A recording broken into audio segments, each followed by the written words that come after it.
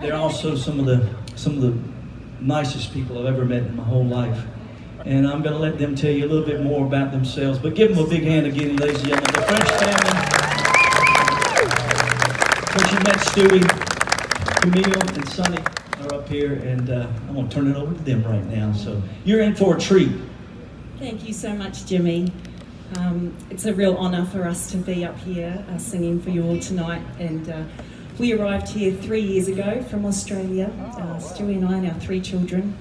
Just us, our little family, and we feel very blessed to have all of these guys and their families in our lives, and it's made the move just so much better and richer, just having them in our lives as friends, and we look at them as our family now. So thank you for having us. We definitely are honoured you have here tonight. The song we're gonna do, sorry, is it's about this story. It happened to my dad. Well, sorry, my dad's dad back when he was little. But we wrote it with some friends who are here tonight, Sam Gay and Templeton Thompson. They're somewhere out here, but we love you. Yes, we wrote it with them, and it's so what happened is back in 1945, my granddad was out on his farm in Tasmania, which is an island below Australia, so the opposite side of the world. And somehow he picked up the Grand Ole Opry, and it was crazy. And he even won a signed, like, what do you call it? Like a program of like that night for being the furthest away listener, and because he wrote into him. And anyway, it turned out. He found out a few weeks later, lots of people were picking up all sorts of random radio things from all over the world, because it was around the time they tested the first nuclear bomb, and it sent like radio waves like all around the world. So it was pretty crazy. And actually, 50 years later to the month, I stood on the stage of the Ryman and saw Merle Haggard in concert. And so I rang my dad the next day and said, I stood on that stage where you heard the radio broadcast, and he always wanted to get to Nashville. He never did, but. So here's a song all about that.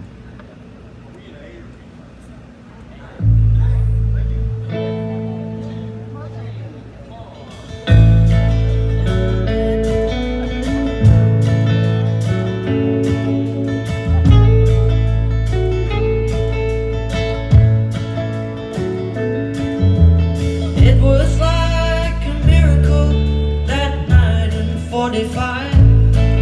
You were tuning in your radio when the Opry came to life, through the static and the crackle from halfway around the world. It came through as clear as crystal, the great speckled girl.